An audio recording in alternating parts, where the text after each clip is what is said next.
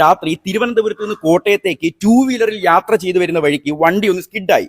ഞാൻ റോഡിൽ തെറിച്ചു വീണു. ഇടത്തേക്കയുടെ ഈ ഭാഗത്ത് നല്ല വേദനയും നീരും തോന്നി. KMC ഹോസ്പിറ്റലിലാണ് ചികിത്സ തേടി പോയത്. ഡോക്ടർ വന്നു. ഒരു ആശ്വാസ വാക്ക് പോലും പറയാതെ അയാൾ പറഞ്ഞു തുടങ്ങിയത് തന്നെ ഇങ്ങനെയാണ്: സർജറി വേണം, 2 ലക്ഷം രൂപയാകും ഓപ്പറേഷൻ എന്ന് അയാളും പറഞ്ഞു.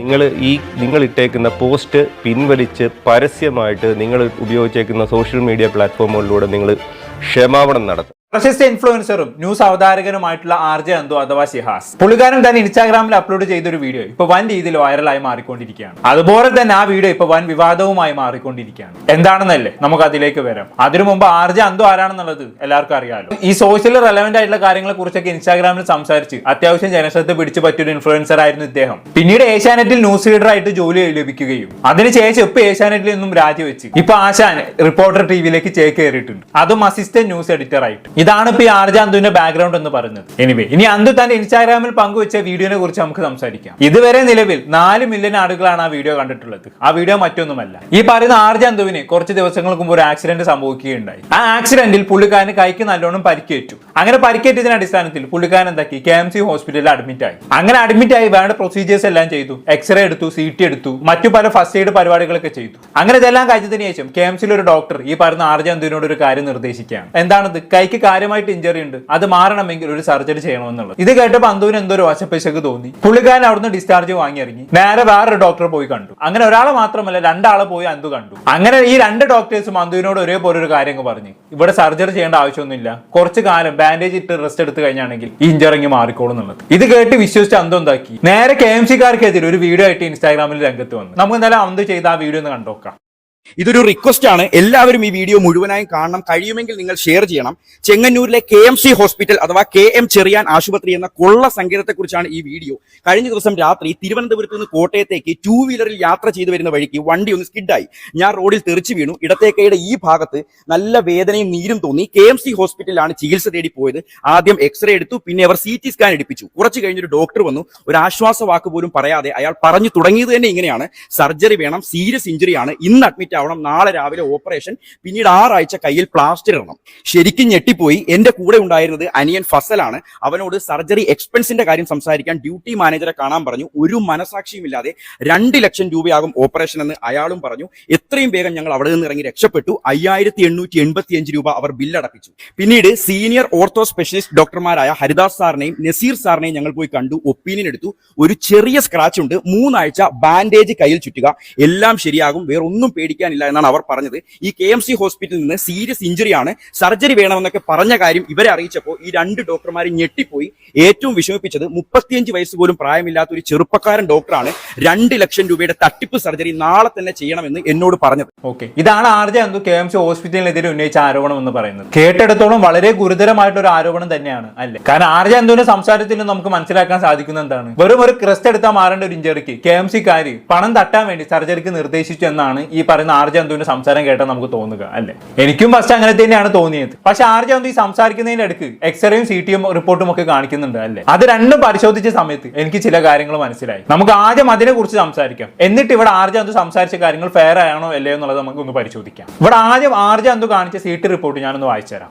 Displaced intra articular fracture of volar aspect of the distal radius noted towards the medial side. ഇതാണ് CT റിപ്പോർട്ടിൽ പറഞ്ഞിട്ടുള്ളത്. ഇതുകൊണ്ട് ഉദ്ദേശിച്ചത് എന്താണെന്ന് വെച്ചാണെങ്കിൽ നമ്മുടെ ആമിൽ 2 ബോണുകൾ സ്ഥിതി ചെയ്യുന്നുണ്ട്. ഒന്ന് റേഡിയസ് ബോൺ, മറ്റേത് അൽനാർ ബോൺ. ഇതിൽ അത്യാവശ്യം തടിയുള്ള ബോണാണ് റേഡിയസ് ബോൺ. ഈ റേഡിയസ് ബോൺ ആണെങ്കിലും അൽനാർ ബോൺ ആണെങ്കിലും നേരെ ചെന്ന് അവസാനിക്കുന്നത് നമ്മുടെ റിസ്റ്റ് ജോയിന്റിലാണ്. അപ്പൊ ഈ CT റിപ്പോർട്ടിൽ പറയുന്നത് എന്താണെന്ന് വെച്ചാണെങ്കിൽ ഈ റേഡിയസ് ബോണിന്റെ റിസ്റ്റ് ജോയിന്റിനോട് തട്ടി നിൽക്കുന്ന ഭാഗം അവിടെ ചെറിയൊരു പൊട്ട് ഉണ്ട് എന്നും ആ പൊട്ട് കുറച്ച് അകത്തോട്ടായിട്ട് തള്ളി നിൽക്കുന്നുണ്ട് എന്നാണ് CT റിപ്പോർട്ടിൽ പറയുന്നത്. ഈ CT റിപ്പോർട്ടിന്റെ അടിസ്ഥാനത്തിലാണ് ഡോക്ടർ സർജറി ചെയ്യാൻ നിർദ്ദേശിച്ചത്. എന്തായാലും ഈ CT റിപ്പോർട്ട് വായിച്ചതിന്റെ അടിസ്ഥാനത്തിൽ ഞാൻ മനസ്സിലാക്കിയത് എന്താണെന്ന് വെച്ചാണെങ്കിൽ ഇഞ്ചറി കുറച്ച് സീരിയസ് ആണ്. ഇതിപ്പോ ഇവിടെ RJ അന്തുവിനെ സംബന്ധിച്ചിടത്തോളം വേണമെങ്കിൽ ഇവിടെ സർജറി ചെയ്യാതെ ബാൻഡേജ് ഇട്ട് നടക്കാം. അങ്ങനെ നടന്നു കഴിഞ്ഞാണെങ്കിൽ ചിലപ്പം ഈ ഇഞ്ചറി മാറുമായിരിക്കും. പക്ഷെ അതുമായി ബന്ധപ്പെട്ട് പിന്നീട് ഭാവിയിൽ അതിന് കോൺസിക്വൻസുകൾ ഒരുപാട് ഉണ്ടാകും. ഈ കൈ വെച്ച് പിന്നീട് കാര്യമായിട്ടുള്ള ഫിസിക്കൽ ആക്ടിവിറ്റികളൊന്നും ചെയ്യാൻ RJ അന്തുവിന് പറ്റത്തില്ല. അപ്പൊ അങ്ങനെ ഉണ്ടാവാതിരിക്കണമെന്നുണ്ടെങ്കിൽ എന്തുകൊണ്ടും സർജറിയാണ് അവിടെ ബെസ്റ്റ് ഓപ്ഷൻ. ഞാൻ ഇതുമായി ബന്ധപ്പെട്ട് പഠിച്ച് മനസ്സിലാക്കിയ കാര്യങ്ങൾ നിങ്ങളുടെ മുന്നിലേക്ക് അവതരിപ്പിച്ചു എന്നുള്ളത് കേട്ടോ. ഞാൻ പറഞ്ഞത് പറഞ്ഞതിൽ എന്തെങ്കിലും തെറ്റുണ്ടെങ്കിൽ എന്റെ വീഡിയോ കാണുന്ന ഏതെങ്കിലും ഡോക്ടർമാരുണ്ടെങ്കിൽ അതൊന്ന് തിരുത്തി തരണം. അപ്പൊ ഞാൻ പറഞ്ഞു വരുന്ന പോയിന്റ് എന്താണെന്ന് വെച്ചാണെങ്കിൽ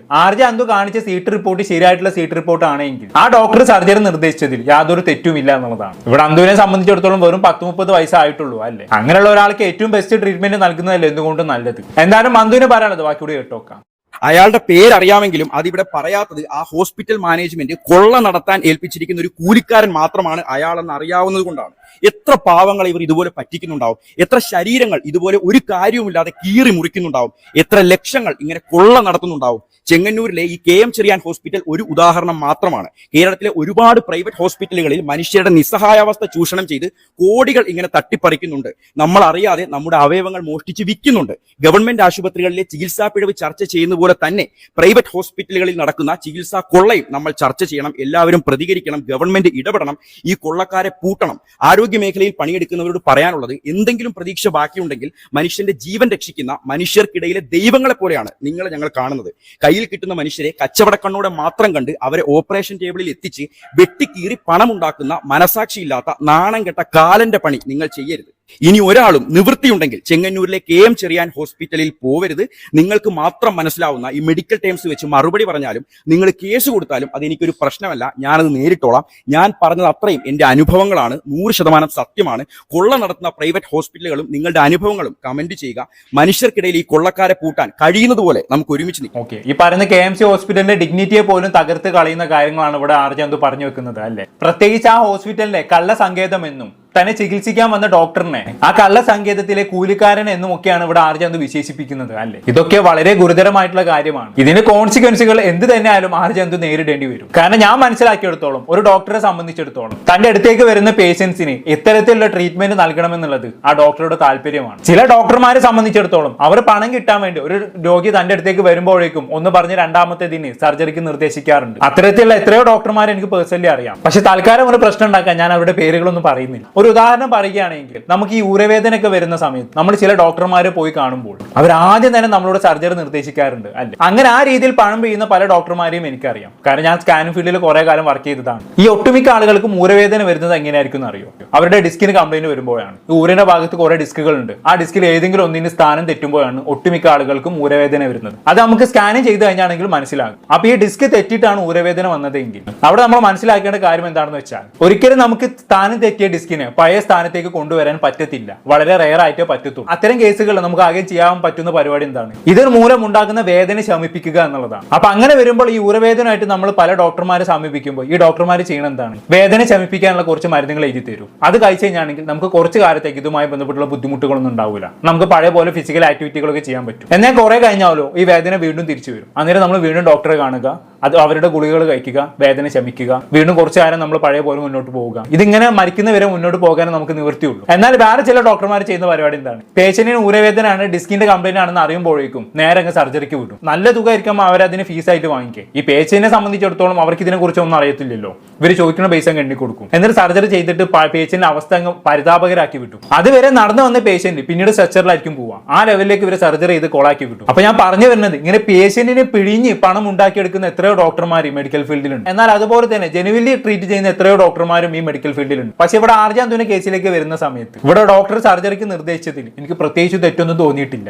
പിന്നെ ആ ഡോക്ടറുടെ ചോയ്സ് ആണ് എന്ത് തരം ട്രീറ്റ്മെന്റ് മോഡാലിറ്റി ചൂസ് ചെയ്യണം എന്നുള്ളത്. അവർക്ക് സർജറിയാണ് ഇവിടെ ഉത്തമം എന്ന് തോന്നിയതെങ്കിൽ അവർക്ക് സർജറിക്ക് വിടാം. അതല്ല ബാൻഡേജ് കെട്ടി നടന്നാൽ മതി എന്ന് അവർക്ക് തോന്നിയെങ്കിൽ അവർക്ക് അങ്ങനെയും ചെയ്യാം. ആർജെ അന്തുവിനെ സംബന്ധിച്ചിടത്തോളം ഇവിടെ ഡോക്ടർ സർജറി ചൂസ് ചെയ്തിട്ടുണ്ടെങ്കിൽ അത് വേണമോ വേണ്ടയോ എന്ന് തീരുമാനിക്കാനുള്ള അവകാശം പൂർണ്ണമായും ആർജെ അന്തുവിനുണ്ട്. അവിടെ ആർജെ അന്തുവിന്റെ പേഴ്സണൽ തീരുമാനം ആർജെ അന്തു അറിയിക്കുകയും ചെയ്തു അല്ലേ എനിക്ക് സർജറി വേണ്ട എന്നുള്ളത്. അപ്പൊ അങ്ങനെ വരുന്ന സമയത്ത് ഈ ഡോക്ടറുടെ ഭാഗത്ത് തെറ്റൊന്നും ഉള്ളതായിട്ട് എനിക്ക് തോന്നിയിട്ടില്ല. ഇനി ഇവിടെ ആർജെ അന്തു എനിക്ക് സർജറി വേണ്ട എന്ന് പറഞ്ഞിട്ടും അവർ നിർബന്ധിച്ച് ആർജെ അന്തുവിനെ സർജറി ചെയ്തിട്ടുണ്ടെങ്കിൽ അത് അവരുടെ തെറ്റാണ്. വേണമെങ്കിൽ ആർജെ അന്തുവിന് അവർക്കെതിരെ അവിടെ സംസാരിക്കാം. ഞാൻ സർജറി വേണ്ട എന്നും പറഞ്ഞിട്ടും അവരെന്നെ നിർബന്ധിച്ച് സർജറി ചെയ്യിപ്പിച്ചു എന്നും പറഞ്ഞു. അപ്പൊ ഞാൻ പറഞ്ഞു തന്നെ ഇത്രയേ ഉള്ളൂ. ഇവിടെ ഈ ഡോക്ടറുടെ ഭാഗത്ത് തെറ്റൊന്നും ഉള്ളതായിട്ട് തോന്നിയിട്ടില്ല. മിക്കവാറും ആർജെ അന്തുവിന് ഇത് പണി അവൾ എല്ലാ സാധ്യതയും കാണുന്നുണ്ട്. എന്തായാലും വീഡിയോ വൻ രീതിയിൽ വൈറലായി. അങ്ങനെ എന്താക്കി ആർജെ അന്തുവിന്റെ വീഡിയോക്ക് താഴെ ഒരുപാട് കമന്റുകൾ വരാനും തുടങ്ങി. ആ കമന്റ് വന്നതിന്റെ അടിസ്ഥാനത്തിൽ ആർജെ അന്തു സെക്കൻഡ് ഒപ്പീനിയൻ എടുത്തൊരു ഡോക്ടറുടെ ഒരു കമന്റ് എന്റെ ശ്രദ്ധയിൽപ്പെടാനുണ്ടായി. ഞാനൊന്ന് വായിച്ചുതരാം. ഇയാൾ വീട്ടിൽ വന്നിരുന്നു, സർജറി താല്പര്യമില്ല എന്ന് പറഞ്ഞു, എങ്കിൽ പ്ലാസ്റ്റർ ഇടണമെന്ന് പറഞ്ഞപ്പോൾ ഇന്നലെ റിപ്പോർട്ടർ ടിവിയിൽ ജോയിൻ ചെയ്യണം, പ്ലാസ്റ്റർ ഇട്ട ആദ്യ ദിനം തന്നെ പോകുന്നത് നല്ലതല്ലെന്ന് അയാൾ തന്നെ പറഞ്ഞു.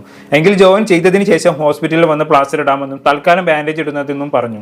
CD കാണാൻ കഴിഞ്ഞില്ല. പ്ലാസ്റ്റർ കൊണ്ട് എല്ലാം ശരിയാകുമെന്ന്, സർജറി ആവശ്യമില്ലെന്ന് ഞാൻ പറഞ്ഞിട്ടില്ല. Message from second opinion doctor. ഇപ്പൊ എങ്ങനെ ഇരിക്കുന്നു? സെക്കൻഡ് ഒപ്പീനിയൻ ഡോക്ടറും കൈ ഒഴിഞ്ഞു. ഇനി എന്തെങ്കിലും വന്നു കഴിഞ്ഞാണെങ്കിൽ ആർജാന്ത് ഒറ്റയ്ക്ക് നേരിടുക തന്നെ, അല്ലാണ്ട് എനിക്ക് ഇവിടെ പ്രത്യേകിച്ചൊന്നും പറയാനില്ല. എന്തായാലും വീഡിയോ വൈറലായതിന്റെ അടിസ്ഥാനത്തിൽ KMC ഹോസ്പിറ്റലിൽ തന്നെ സീനിയർ ഓർത്തോപെഡിക് സർജൻ ഇതുമായി ബന്ധപ്പെട്ട് സംസാരിച്ച് രംഗത്ത് വന്ന് കേട്ടോ. നമ്മൾ എന്തായാലും പുള്ളിക്കാരന് പറയാനുള്ള എന്താണെന്നുള്ളത് കേട്ടോക്കാം. ഇതില് പറയുന്ന വ്യക്തി ഷിഹാസ് എന്ന് പറയുന്ന വ്യക്തി 3/3/2026 ഒരു വാഹന അപകടത്തെ തുടർന്ന് KM ചെറിയാൻ ഹോസ്പിറ്റലിൻ്റെ കാഷ്വാലിറ്റിയിൽ വരികയും അദ്ദേഹത്തിന് എൻ്റെ ജൂനിയർ കോളീഗ് അദ്ദേഹത്തിനെ പോയി കണ്ട് അദ്ദേഹത്തിൻ്റെ കൈക്ക് വേദനയുണ്ടെന്ന് പറഞ്ഞപ്പോൾ ഒരു എക്സ്റേ എടുക്കുകയും എക്സ്റേയിൽ അദ്ദേഹത്തിന് വളരെ വ്യക്തമായിട്ട് ആ ഫ്രാക്ചർ എന്തോന്ന് മനസ്സിലായതിനെ തുടർന്ന് ഈ രോഗിയോട് ഈ ഫ്രാക്ചറിൻ്റെ സവിശേഷത പറഞ്ഞ് മനസ്സിലാക്കുകയും ഇതിന് കൂടുതൽ അറിയണമെന്നുണ്ടെങ്കിൽ ഒരു CT സ്കാൻ എടുക്കണമെന്ന് അദ്ദേഹം നിർദ്ദേശിക്കുകയും ചെയ്തു. അപ്പോൾ ഈ CT സ്കാൻ എടുക്കണം എന്ന് പറഞ്ഞ് അദ്ദേഹം വില്ലിംഗ് ആയിരുന്നു, ഈ പേഷ്യൻ്റ് വില്ലിംഗ് ആയിരുന്നു. അതിനുശേഷം CT സ്കാൻ എടുത്തു. CT സ്കാനിനകത്തെ ഈ ഫ്രാക്ചറിൻ്റെ എല്ലാ കാര്യങ്ങളും അദ്ദേഹത്തിൻ്റെ ഫ്രാക്ചർ എന്താണ്, ഫ്രാക്ചർ എന്തൊക്കെയാണ് ഫ്രാക്ചർ കയ്യിൽ സംഭവിച്ചിരിക്കുന്നത്, അതിൽ എത്രത്തോളം ആ ഫ്രാക്ചർ ഡിസ്പ്ലേസ്മെൻറ്റ് വന്നിട്ടുണ്ട്, അപ്പം ഇദ്ദേഹം ചെറുപ്പമാണ്, 30 വയസ്സേ ഉള്ളൂ, അപ്പോൾ ഇതിൽ പ്ലാസ്റ്റർ ഇട്ടാൽ വരാവുന്ന ഭവിഷ്യത്തുകൾ, ഇത് സർജറി ചെയ്യുന്നതുകൊണ്ടുള്ള അഡ്വാൻറ്റേജ് എല്ലാത്തിനും അദ്ദേഹത്തിന് വളരെ വിശദമായിട്ട് ഇദ്ദേഹം പറഞ്ഞ് മനസ്സിലാക്കിയിട്ടുണ്ട്. അതിനുശേഷം ഇദ്ദേഹത്തിന് ഇതിൻ്റെ സർജറിയുടെ എക്സ്പെൻസ് എത്രയാണെന്ന് ചോദിച്ചു. അതിന് കോസ്റ്റ് കൗൺസിലിങ്ങിന് അദ്ദേഹത്തിനെ വിടുക. തുടർന്ന് അദ്ദേഹം തിരിച്ചു വന്നിട്ട് വളരെ നമ്മളോട് പറഞ്ഞെന്ന് പറഞ്ഞു കഴിഞ്ഞാൽ, ഞാനിപ്പോൾ ഒരു മീഡിയയിൽ വർക്ക് ചെയ്യുകയാണ്, ഞാൻ ഇവിടുന്ന് റിസൈൻ ചെയ്യുകയാണ്, വെള്ളിയാഴ്ച തൊട്ട് ഞാൻ വേറെ ഒരു മീഡിയയിലോട്ട് മാറുകയാണ്, എനിക്ക് പ്ലാസ്റ്റർ ഒന്നും ഇടാൻ പറ്റില്ല, ഞാൻ പോവുകയാണെന്ന് പറഞ്ഞ് പുള്ളി എക്സ്റേയും ബാക്കിയുള്ളതും കളക്ട് ചെയ്തിട്ട് ഇവിടുന്ന് പോവുകയാണ് ചെയ്തത്. ഇവിടുന്ന് പോകുന്നിടം വരെ അദ്ദേഹം ഒരു പരാതി പറയുകയോ ഒന്നും ചെയ്തിട്ടില്ല. അതിനുശേഷമാണ് നമ്മൾ ഈ അദ്ദേഹത്തിൻ്റെ സോഷ്യൽ മീഡിയയിൽ അദ്ദേഹം പോസ്റ്റ് ചെയ്ത വീഡിയോ കണ്ടത്. ശരി, എനിക്ക് തോന്നുന്നത് എന്താണെന്ന് വെച്ചാണെങ്കിൽ ഈ KMC ഹോസ്പിറ്റലിൽ നിന്നും ഇറങ്ങിയതിന് ശേഷം ഈ പറയുന്ന ആർജാന്തു 2 ഡോക്ടർമാരെ സെപ്പറേറ്റ് പോയി കണ്ടു എന്നാണല്ലോ പറയുന്നത്. അതിൽപ്പെട്ട ഏതെങ്കിലും ഡോക്ടർ നല്ലോണം അങ്ങ് മൂപ്പിച്ച് കാണും. KMCയിലെ ആ ഡോക്ടർ അങ്ങനെയാണ് ഇങ്ങനെയാണ്, അയാൾ ഒന്ന് പറഞ്ഞ് രണ്ടാമത്തേന് സർജറിക്ക് വിടും, വളരെ മോശമാണെന്നൊക്കെ രീതിയിൽ അങ്ങ് പറഞ്ഞ് മൂപ്പിച്ച് കാണും. അത് കേട്ട് തരിപ്പ് കയറിയിട്ടായിരിക്കണം ഈ പറയുന്ന ആർജാന്തു ഇങ്ങനെ ഒരു വീഡിയോ ആയിട്ട് വരുന്നത്. ഉള്ളത് പറയാലോ, ഈ ഈഗോന്റെ ഉസ്താദുമാരാണ് ഈ ഡോക്ടർ എന്ന് പറയുന്നത്. ഞാൻ ഈ മെഡിക്കൽ ഫീൽഡിൽ റേഡിയോഗ്രാഫറായി വർക്ക് ചെയ്തുകൊണ്ട് പറയാണ്, കുറെ ഡോക്ടർമാരെ നമ്മൾ ദിനം പ്രതി കാണുന്നത്. ഒരു ഡോക്ടറിന് തന്നെക്കാളും മുകളിലേക്ക് വരുന്നതോ അതല്ലെങ്കിൽ മറ്റേ ഡോക്ടറിന് തന്നെക്കാളും ഒരു 10 പേഷ്യൻസിന് അധികം കിട്ടുന്നതോ ഈ ഡോക്ടർമാർക്ക് സഹിക്കൂല, തീരെ പിടിക്കൂല. പരസ്പരം പിന്നീന്നുള്ള കുത്തും കുതുകാല വെട്ടലും ഒക്കെ ഈ ഫീൽഡിൽ നല്ലോണം നടക്കുന്നത്. ഇതിൽ ഇവർ ഏറ്റവും വലിയ ടൂളായി ഉപയോഗിക്കുന്നത് പേഷ്യൻസിനെ തന്നെയാണ്. അപ്പൊ ഞാൻ പറഞ്ഞു വരുന്നത്, മിക്കവാറും ഇവിടെ ആർജന്തുവിനെ സെക്കൻഡ് ഒപ്പീനിയൻ എടുത്ത ഡോക്ടർ മൂപ്പിച്ച് വിട്ടതാവാനാണ് സാധ്യത. എന്തായാലും ബാക്കിയുടെ കേട്ടോക്കാം. റീലിൽ അദ്ദേഹം കാണിക്കുന്ന ഒരു മിന്നായം പോലെ മിന്നി മറയുന്ന എക്സ്റേ തന്നെ കണ്ടു കഴിഞ്ഞാൽ അത്യാവശ്യം ഈ അസുരോഗത്തെക്കുറിച്ച് വിവരമുള്ള ആൾ പോലും വേണ്ട, ഒരു സാധാരണ മനുഷ്യൻ തന്നെ കണ്ടു കഴിഞ്ഞാൽ മനസ്സിലാവും അതൊരു നോർമൽ അല്ല, അതിനകത്തൊരു പൊട്ടലുണ്ട് എന്നുള്ള കാര്യം മനസ്സിലാവും. ഫിലിം അദ്ദേഹം കാണിക്കുന്നതിൽ ഒരു CD കാണിക്കുന്നത്. CD കാണിച്ചുകൊണ്ട് പ്രത്യേകിച്ച് യാതൊരു ഗുണമില്ലെന്നുള്ള കാര്യം നമുക്കറിയാം. പിന്നെ അതിനുശേഷം അദ്ദേഹം കാണിക്കുന്ന റിപ്പോർട്ടിനകത്ത് വളരെ വ്യക്തമായിട്ട് ഒരു ക്വാളിഫൈഡ് റേഡിയോളജിസ്റ്റ് എഴുതിയിട്ടുണ്ട്, it's A displaced intra articular fracture of distal end of radius. പറയുകയാണെന്നുണ്ടെങ്കിൽ അകന്നിരിക്കുന്ന നമ്മുടെ കൈക്കുഴ, റിസ്റ്റ് ജോയിൻറ്റിൻ്റെ കുഴയിലുള്ള റേഡിയസ് എന്ന് പറയുന്ന അസ്ഥിയിൽ ഡിസ്പ്ലേസ്ഡ് ആയിട്ടുള്ള ഒരു ഫ്രാക്ചർ ഉണ്ടെന്നാണ്. 30 വയസ്സുള്ള ഒരു വ്യക്തിക്ക് ഒരു ഡിസ്പ്ലേസ്ഡ് ഇൻട്രാ ആർട്ടിക്കുലർ ഫ്രാക്ചറിന് ഇപ്പോഴത്തെ നിലവിലത്തെ ഓർത്തോപെഡിക് ട്രീറ്റ്മെൻറ്റ് പ്രോട്ടോക്കോൾ അനുസരിച്ച് ട്രീറ്റ്മെൻറ്റ് ഓഫ് ചോയ്സ് എന്ന് പറയുന്നത് സർജറിയാണ്. അപ്പോൾ ഇദ്ദേഹം അതിനുശേഷം നാട്ടിലോട്ട് പോവുകയും അവിടെ ഏതോ ഒരു ഡോക്ടറെ ഇതെല്ലാം കാണിക്കുകയും ചെയ്തപ്പോൾ അദ്ദേഹം പറയുന്നത് ഇത് സർജറി വേണമെന്ന് അറിഞ്ഞപ്പോഴത്തേക്കും ആ ഡോക്ടർ ഞെട്ടി തെറിച്ചു പോയി എന്നാണ് പറയുന്നത്. വേറെ ഒരു ഡോക്ടറെയും കാണിച്ചു, ആ ഡോക്ടർ ഞെട്ടി എന്നാണ് പറയുന്നത്. അപ്പോൾ ഈ 2 ഡോക്ടർമാർ ഞെട്ടിയിട്ട് അദ്ദേഹം പറഞ്ഞു പ്ലാസ്റ്റർ പോലും ആവശ്യമില്ല, ഇതിലൊരു സ്ക്രാച്ച് ഉള്ളതെന്ന് പറഞ്ഞു. ഈ സ്ക്രാച്ച് എന്നുള്ള വാക്കിൻ്റെ അർത്ഥം എന്താണെന്ന് എനിക്കറിയാമേ, ഓർത്തോപെഡിക്സിൽ അങ്ങനെ ഒരു ടെർമിനോളജി ഇല്ല, അത് പറഞ്ഞ ഡോക്ടർ ആയിരിക്കത്തില്ല, ഇദ്ദേഹത്തിന് തോന്നിയൊരു ഐഡിയ ആയിരിക്കും ഈ സ്ക്രാച്ച് എന്നുള്ള വാക്ക്. ഈ സ്ക്രാച്ച് എന്നുള്ള വാക്കിനെ നമ്മളൊരു അൺഡിസ്പ്ലേസ്ഡ് ഹെയർലൈൻ ഫ്രാക്ചർ എന്നുള്ള രീതിയിൽ എടുത്താൽ പോലും അങ്ങനെ ആയിരിക്കാം ചിലപ്പോൾ സ്ക്രാച്ചിന് എനിക്ക് കൊടുക്കാൻ തോന്നിയ ഒരു നിർവചനം അങ്ങനെയാണ്, ഒരു അൺഡിസ്പ്ലേസ്ഡ് ഹെയർലൈൻ ഫ്രാക്ചർ. അങ്ങനെയാണ് അദ്ദേഹം പറയുന്നത്. അൺഡിസ്പ്ലേസ്ഡ് ഹെയർലൈൻ ഫ്രാക്ചർ ആണെങ്കിൽ പോലും ഒരു പ്ലാസ്റ്റർ ആവശ്യമാണ്. ഇദ്ദേഹത്തിന് റീൽ ചെയ്തേക്കുന്ന വീഡിയോയിൽ നിങ്ങൾ നോക്കിയാൽ കണ്ടാലറിയാം, അദ്ദേഹം കയ്യിലൊരു ബാൻഡേജ് മാത്രം ചുറ്റിയിട്ടാണ് പറഞ്ഞത്. 3 ആഴ്ച കഴിയുമ്പോൾ ഇതെല്ലാം ശരിയാവും എന്ന് പറഞ്ഞു ഡോക്ടർ 3 ടാബ്ലറ്റ് എഴുതി കൊടുത്ത് അദ്ദേഹത്തിൻ്റെ അടുത്ത് വീട്ടിൽ പൊക്കോളാൻ പറഞ്ഞു.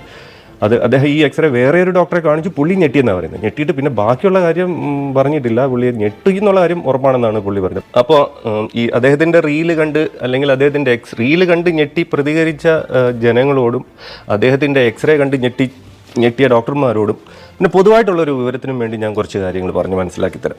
അതായെന്ന് പറഞ്ഞു കഴിഞ്ഞാൽ ഇൻട്രാ ആർട്ടിക്കുലർ ഫ്രാക്ചേഴ്സ് എന്ന് പറയുന്നത് നിങ്ങളുടെ ജോയിൻറ്റിനുള്ളിലോട്ട് പൊട്ടലിൻ്റെ വര, അല്ലെങ്കിൽ പൊട്ടൽ നിങ്ങളുടെ ജോയിൻറ്റിനുള്ളിലോട്ട് നീങ്ങി അത് ജോയിൻറ്റിനുള്ളിലൂടെയാണ് ആ പൊട്ടലിൻ്റെ വര കടന്നു പോകുന്നതെങ്കിലാണ് അതിനെ നമ്മൾ ഇൻട്രാ ആർട്ടിക്കുലർ ഫ്രാക്ചേഴ്സ് എന്ന് പറയുന്നത്. ഇദ്ദേഹത്തിൻ്റെ എക്സ്റേയിലും സി ടിയിലുമുള്ള ഫൈൻഡിങ് എന്താണെന്ന് പറഞ്ഞു കഴിഞ്ഞാൽ ഇദ്ദേഹത്തിൻ്റെ ഇൻട്രാ ആർട്ടിക്കുലർ ഫ്രാക്ചർ എന്ന് പറയും. അതായത് പൊട്ടൽ ജോയിൻറ്റിനകത്തോട്ടാണ് എക്സ്റ്റെൻഡ് ചെയ്യുന്നത്. അത് അദ്ദേഹത്തിൻ്റെ ആ പൊട്ടലിൻ്റെ വര ജോയിൻറ്റിനുള്ളിലേക്കാണ് പോകുന്നത്. ആ പൊട്ടിയ ഒരു ഭാഗം, നമുക്ക് കൈക്കൊടിയിൽ 2 ജോയിൻ്റ് ഉണ്ട്. അതിനെ നമ്മൾ റേഡിയോ കാർപ്പൽ ജോയിൻ്റ് എന്ന് പറയുന്നത് റേഡിയസും നമ്മുടെ കയ്യിലെ ചെറിയ അസ്ഥികളും കൂടെയുള്ള ജോയിൻ്റ്, രണ്ടാമത്തേത് റേഡിയസും അൾനയും തമ്മിലുള്ള ജോയിൻ്റ്. ഈ 2 ജോയിൻറ്റിലും ഇൻവോൾവ് ആണ്. ഒരു പീസ് അതിൽ നിന്ന് നടന്ന് മാറിയാണ് ഇരിക്കുന്നത്. അപ്പം ലോകത്തെല്ലായിടത്തും ഇതിനൊരു ട്രീറ്റ്മെൻറ്റേ ഉള്ളൂ, rigid internal fixation, anatomical reduction and rigid internal fixation. അതാണ് ഒരു 30 വയസ്സുള്ള ഒരു വ്യക്തിയുടെ ജോയിൻറ്റിനകത്തോട്ട് എക്സ്റ്റെൻഡ് ചെയ്യുന്ന ഒരു ഫ്രാക്ചറിൻ്റെ ട്രീറ്റ്മെൻറ്റ്. ഇതല്ലാതെ ഇതിന് വേറെ ഒരു ട്രീറ്റ്മെൻറ്റും ഇല്ല. അപ്പോൾ ഇത് കണ്ട അദ്ദേഹം, ഒരു ഡോക്ടർ, അദ്ദേഹത്തിന് ഞെട്ടിയെന്ന് പറയുന്ന ഡോക്ടർ, അദ്ദേഹം എന്തുകൊണ്ടാണ് ഞെട്ടിയത് എന്ന് എനിക്ക് ഇതിനകത്തൊന്നും ഒട്ടും മനസ്സിലാവുന്നില്ല. കാരണം ഇതിൻ്റെ ട്രീറ്റ്മെൻറ്റ് എൻ്റെ ജൂനിയർ കൊളീഗ് പറഞ്ഞ rigid internal fixation after achieving an anatomical reduction എന്നുള്ളത് തന്നെയാണ്. അപ്പോൾ അദ്ദേഹം എന്തായാലും ഒരു ഡോക്ടറെ കണ്ടു. ആ ഡോക്ടർ അദ്ദേഹത്തിൻ്റെ അടുത്ത് നിർദ്ദേശിച്ചതെന്ന് പറഞ്ഞു കഴിഞ്ഞാൽ ഇതിനൊരു പ്ലാസ്റ്റർ പോലും ആവശ്യമില്ല, വേണമെങ്കിൽ ഒരു ബാൻഡേജ് ചുറ്റിക്കോ, 3 ആഴ്ച, കൃത്യം 3 ആഴ്ച കഴിയുമ്പോഴത്തേക്കും ഷിഹാസിൻ്റെ കൈ പഴയതിനേക്കാളും ബെറ്റർ ആയിരിക്കും എന്നാണ് പറഞ്ഞിരിക്കുന്നത്. അപ്പോൾ ഇങ്ങനൊരു ട്രീറ്റ്മെൻറ്റ് ലോകത്തെങ്ങുമില്ല. ഒരു ചെറിയ ക്രാക്ക്, അദ്ദേഹം പറയുന്ന സ്ക്രാച്ച് എന്ന് പറയുന്ന ഒരു അൺഡിസ്പ്ലേസ്ഡ് ഹെയർലൈൻ ക്രാക്ക് ആണെങ്കിൽ പോലും പ്ലാസ്റ്റർ തന്നെയാണ് ട്രീറ്റ്മെൻറ്റ്. അല്ലാതെ ബാൻഡേജ് എന്ന് പറയുന്ന ഒരു സാധനം ചുറ്റി ഫ്രാക്ചർ ട്രീറ്റ് ചെയ്യുക എന്ന് പറയുന്നത് ആൾമോസ്റ്റ് ഇമ്പോസിബിളാണ്. പിന്നെ ഈ കേട്ടോണ്ട് ഷിഹാസ് ഇത് കേൾക്കുകയാണെങ്കിൽ ഷിഹാസിനും പിന്നെ ബാക്കിയുള്ള പൊതുജനങ്ങളുടെയും ഒരു അറിവിലേക്ക് വേണ്ടി പറയണം. ഇത്തരം ഇൻട്രാർട്ടിക്കുലർ ഫ്രാക്ചേഴ്സിനെ നിങ്ങൾ ഇതേപോലെ ലോകത്തെങ്ങും ഇല്ലാത്തുള്ള രീതിയിലുള്ള ട്രീറ്റ്മെൻറ്റുകൾക്ക് പോയാൽ സംഭവിക്കുന്നതെന്ന് പറഞ്ഞു കഴിഞ്ഞാൽ ഇതൊരിക്കലും ഒരു സ്റ്റേബിൾ ഫ്രാക്ചർ അല്ല. ആ പീസ് ഒരിക്കലും അവിടെ ഇരിക്കും എന്നുള്ള കാര്യത്തിൽ നിങ്ങൾക്ക് യാതൊരു ഉറപ്പില്ല. ഇപ്പോൾ ഇരിക്കുന്ന പൊസിഷനോ ശരിയല്ല. ഇപ്പോൾ ഇരിക്കുന്ന പൊസിഷൻ, ആ പൊസിഷൻ അത് മാറി, അത് ആ ജോയിൻറ്റിൽ നിന്ന് പുറത്തിറങ്ങിയാണ് നിൽക്കുന്നത്. അതിൻ്റെ കൂടെ ലൂണേറ്റ് എന്ന് പറയുന്ന ബോണും പകുതി പുറത്തിറങ്ങി വന്നിട്ടുണ്ട്. ആ പൊസിഷൻ അക്സെപ്റ്റബിൾ അല്ല. ഇനിയിപ്പോൾ അഥവാ നമ്മൾ കൈകൊണ്ടോ വല്ലതും വലിച്ചോ മാനിപ്പുലേറ്റ് ചെയ്തോ ഏതെങ്കിലും ഒരു പൊസിഷനിലോട്ട് നമ്മളതിനെ പിടിച്ചിടുകയാണെങ്കിൽ പോലും അതവിടെ നിൽക്കുമെന്നുള്ളതിന് യാതൊരുവിധ ഗ്യാരണ്ടി ഇല്ല. അപ്പോൾ എന്ത് ചെയ്യണം? അത് ഇളകി പോരാതിരിക്കാനായിട്ട് അതിനെ ഒരു ടൈറ്റാനിയം പ്ലേറ്റ് വെച്ചിട്ട് അവിടെ ഫിക്സ് ചെയ്ത് വെക്കുകയാണ് വേണ്ടത്. ഫിക്സ് ചെയ്ത് വെച്ചാലുള്ള ഗുണം എന്താണ്? നിങ്ങൾക്ക് അത് ഊരിപ്പോരത്തില്ല, 100% ഉറപ്പുണ്ട്. അതിനെ 100% അതിൻ്റെ അനാറ്റമിക്കൽ പൊസിഷൻ, അത് എങ്ങനെയാണോ ഇരുന്നിട്ട് ആ പൊസിഷനിലോട്ട് തിരിച്ച് വെച്ചു എന്നുള്ള കാര്യത്തിൽ നിങ്ങൾക്ക് ഉറപ്പുണ്ട്. പിന്നെ ഇനിയുള്ളതാണ് ഏറ്റവും വലിയ അഡ്വാൻറ്റേജ്, നിങ്ങൾക്ക് പ്ലാസ്റ്ററിൻ്റെ ആവശ്യമില്ല. പ്ലാസ്റ്റർ നീര് കുറയുന്നിടം വരെയോ അല്ലെന്നുണ്ടെങ്കിൽ വേദന മാറുന്നിടം വരെയോ പ്ലാസ്റ്ററിൻ്റെ ആവശ്യമുള്ളൂ. അതിനുശേഷം നിങ്ങൾക്ക് കൈ അനക്കാം. കൈ അനക്കുന്നതുകൊണ്ട് എന്താണ് നിങ്ങൾക്ക് ഗുണം? നിങ്ങൾക്ക് മസിൽ ലോസ് വരികയില്ല, നിങ്ങൾക്ക് സ്റ്റിഫ്നെസ് വരത്തില്ല, നിങ്ങൾക്ക് പെട്ടെന്ന് ജോലിക്ക് പോകാം. അതുകൊണ്ടാണ് ഇത്തരം ഫ്രാക്ചേഴ്സിന് സർജിക്കൽ കറക്ഷനാണ് ദ ബെസ്റ്റ് ട്രീറ്റ്മെന്റ് എന്ന് ഡോക്ടർ, എൻ്റെ ജൂനിയർ കൊളീഗ് നിങ്ങളുടെ അടുത്ത് പറഞ്ഞു. ഓക്കെ, വളരെ വ്യക്തമായി തന്നെ ഇദ്ദേഹം കാര്യങ്ങൾ അവതരിപ്പിച്ചു അല്ലേ? വള്ളി പുള്ളി തെറ്റാതെ തന്നെ കാര്യങ്ങൾ പറഞ്ഞു തന്നു എന്നുള്ളതാണ്. എന്തായാലും ഇതോടുകൂടി മൊത്തത്തിൽ ആർജെ അന്തോന്റെ വീഡിയോ മൂഞ്ചി എന്ന് പറഞ്ഞാൽ മതിയല്ലോ. ഇനി ഇതെല്ലാം കഴിഞ്ഞ് ഈ ഡോക്ടർ ആർജെ അന്തോനിയോട് ഒരു വെല്ലുവിളി നടത്തുന്നുണ്ട്. അതുകൂടി കണ്ടുവെച്ചാൽ നമുക്ക് അവസാനിപ്പിക്കാം. അപ്പോൾ ഈ റീലിട്ട മിസ്റ്റർ ഷിഹാസിനെ ഞാൻ ഓപ്പൺ ആയിട്ട് ചലഞ്ച് ചെയ്യാണ്. നിങ്ങൾ പറഞ്ഞ 3 കാര്യങ്ങൾ, ഈ 3 കാര്യങ്ങൾ നിങ്ങൾ പ്രൂവ് ചെയ്യാൻ പറ്റുമെങ്കിൽ നിങ്ങൾ പ്രൂവ് ചെയ്ത് കാണിക്കുക. അതിൽ ഒന്നാമത്തെ കാര്യം, ഇത് ഒരു സ്ക്രാച്ച്. അപ്പം ആ സ്ക്രാച്ച് എന്ന് പറഞ്ഞാൽ ഞാൻ അസ്യൂം ചെയ്യുന്നത്, നിങ്ങൾ ഉദ്ദേശിച്ച സ്ക്രാച്ച് എന്ന് പറയുന്നത് ഒരു അൺഡിസ്പ്ലേസ്ഡ് ഒരു കോർട്ടിക്കൽ ക്രാക്ക് അഥവാ ഒരു ഹെയർലൈൻ ഫ്രാക്ചർ ആണെന്നാണ്. അപ്പോൾ ആ ഒരു അൺഡിസ്പ്ലേസ്ഡ് കോർട്ടിക്കൽ ക്രാക്ക് അല്ലെങ്കിൽ ഒരു അൺഡിസ്പ്ലേസ്ഡ് ഹെയർലൈൻ ഫ്രാക്ചർ മാത്രമേ ഉള്ളായിരുന്നു ഇതിൽ, അല്ല ഇതിൽ ഒരു ഡിസ്പ്ലേസ്ഡ് ഇൻട്രാ ആർട്ടിക്കുലർ ഫ്രാക്ചർ ഇല്ലായിരുന്നു എന്ന് നിങ്ങൾ തെളിയിക്കണം. രണ്ടാമത്തെ നിങ്ങളുടെ അലിഗേഷൻ, ഇത്തരം കണ്ടീഷനുകളിൽ അതേപോലത്തെ ഇത്തരം ഫ്രാക്ചറുകളിൽ CT സ്കാൻ ഒരു അനാവശ്യ ഇൻവെസ്റ്റിഗേഷൻ ആയിരുന്നു എന്ന് നിങ്ങൾ പറയുന്നു. നിങ്ങളെ കൊണ്ട് CT എടുപ്പിച്ച് 5000 രൂപയ്ക്ക് മുകളിൽ നിങ്ങൾക്ക് ബില്ലായി എന്ന് പറയുന്നു. അപ്പോൾ ഇത്തരം കണ്ടീഷനിൽ CT സ്കാൻ ഒരു എസെൻഷ്യൽ ഇൻവെസ്റ്റിഗേഷൻ ആണ്. ഈ CT സ്കാനിലൂടെ മാത്രമേ ഈ ഫ്രാഗ്മെൻറ്റിൻ്റെ ഡിസ്പ്ലേസ്മെൻറ്റോ ഇതിൻ്റെ ട്രീറ്റ്മെൻറ്റോ പ്ലാൻ ചെയ്യാൻ പറ്റുള്ളൂ എന്ന് ഞാൻ പറയുന്നു. ഇത് അല്ല എന്ന് നിങ്ങൾ പ്രൂവ് ചെയ്യണം. 3, ഇത്തരം ഫ്രാക്ചറുകളിൽ സർജറിയാണ് ദ ബെസ്റ്റ് ട്രീറ്റ്മെൻറ്റ് എന്ന് ഞാൻ പറയുന്നു. The best treatment for a 30-year-old man with a displaced intra-articular fracture, the best treatment is anatomical reduction and rigid internal fixation to facilitate early movement to avoid stiffness. ആണെന്ന് ഞാൻ പറയുന്നു. ഇതല്ല എന്ന് നിങ്ങൾ prove ചെയ്യണം. നിങ്ങളെ ഞാൻ വെല്ലുവിളിക്കുകയാണ്, ഓപ്പണായിട്ട് ചലഞ്ച് ചെയ്യാണ്. ഈ 3 കാര്യങ്ങൾ ഏതെങ്കിലും ഒരെണ്ണം നിങ്ങൾ പ്രൂവ് ചെയ്താൽ മതി. ഒരെണ്ണം പ്രൂവ് ചെയ്താൽ നിങ്ങൾക്ക് 10 ലക്ഷം രൂപ ഞാൻ സമ്മാനമായിട്ട് തന്നിരിക്കും. ഇതിൻ്റെ ഒരു ഓപ്പൺ ചലഞ്ചാണ്. ഷിഹാസിന് മാത്രമല്ല, ഷിഹാസിൻ്റെ നോട് അനുദപിച്ച് കമന്റ് ഇട്ട് ആർക്ക് വേണമെങ്കിലും ചലഞ്ച് ഏറ്റെടുക്കാം.